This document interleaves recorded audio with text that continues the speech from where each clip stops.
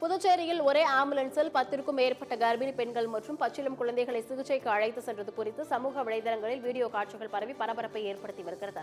புதுச்சேரி எல்லைப்பிள்ளை வாசல் பகுதியில் அரசு ராஜீவ்காந்தி மகளிர் மற்றும் குழந்தைகள் நல மருத்துவமனை அமைந்துள்ளது.